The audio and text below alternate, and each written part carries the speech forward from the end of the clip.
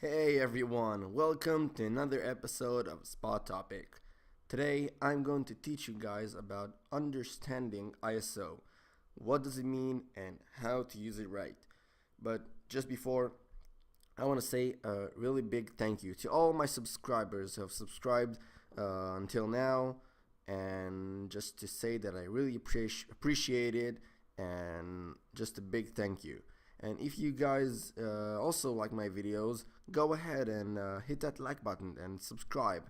And cut. Crazy mother.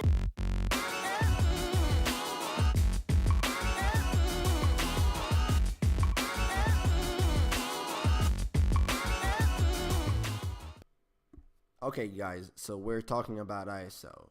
So, what exactly is ISO? Well, it's a sensitivity, but it's not. No, it's not your sensitivity. It's the sensor's sensitivity. Whew, that was hard. Um, okay, so the lower the number, the higher the quality, but the lower the sensitivity, and vice versa. The higher the number, the higher the sensitivity, but the lower the quality. Well, that is because when you introduce higher ISOs, you actually introduce to your picture what's called digital noise or grain. You can see it here in this picture that when I raise the ISO somewhere around 400, you're starting to be able to see a big difference from 100.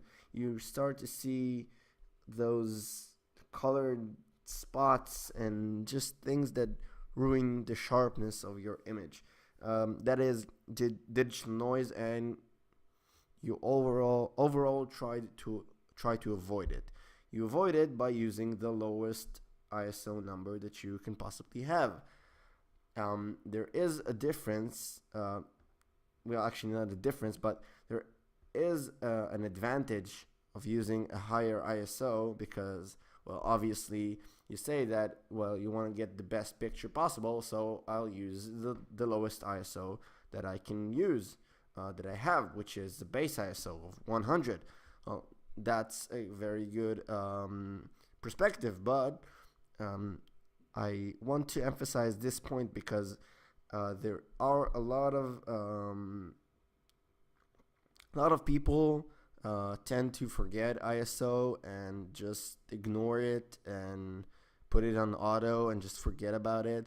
And for most situations, that is the case. I'm not saying it's wrong. That is the case. But there are situations where just increasing the ISO slightly can have a really big impact on your image. It doesn't change the exposure. I just want to emphasize that. It doesn't change the exposure, not at all. All of the sides of the triangle, the shutter speed, as you can see here, the ISO and the aperture, they all change accordingly with each other. They are flexible and they all compensate for each other. That is what they do, and that's how you can get the same exposure. Here you see on this picture, I used an ISO of 100 and I have this exposure. Now I'll increase it to 200 and I have the exact same exposure. 400, same exposure. Now 800, same exposure. And last one, 1600, same exposure. Now I'll show you that when do you get the difference. In the previous slides, I used everything auto except for the ISO. So the camera compensated for me changing the ISO. Here on this slideshow, this is an image with ISO 100, and the shutter speed is exactly the same. Here with 200, you can see that it got brighter, twice, double the brightness. I'm sorry. Here on this picture, 400 ISO, it's quadruple the amount of brightness. 800, you can already see that it's blown away, and 1600, it's almost completely blown away. That's what happens when you don't compensate with the ISO, but your camera can compensate for it, and you can compensate on it manually, and that way you are able to keep the same exposure but get the effect of the ISO. So I haven't said it. What is the effect of ISO? Well, you can use it, you can increase it by like maybe double or quadruple. You don't really need a lot, but if the a good exposure, a good exposure of your picture in the middle of the day is ISO 100 and to 50th of a second. That is a good exposure, but it's not enough. It's not a fast enough shutter speed to catch a bird in flight. You want to use 1,000th of a second or 1/500th of a second.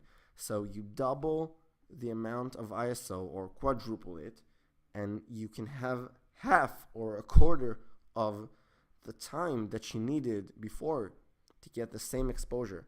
That means if I'll use ISO 100 with 1/50th of a second, I can use 200 ISO with 500th of a second. That will give me the exact same exposure, but I'll have a faster shutter speed.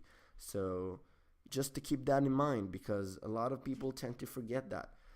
So thank you guys for listening to me and for watching my videos. If you haven't subscribed yet, please make sure you do and hit that like button. Don't forget to subscribe. Really, that is really important to me, guys. I really appreciate everyone that has subscribed up until now, and I'm really enjoying. I enjoy doing these videos. So thank you guys so much. Hit that like button, comment below, and I'll see you guys in the next videos.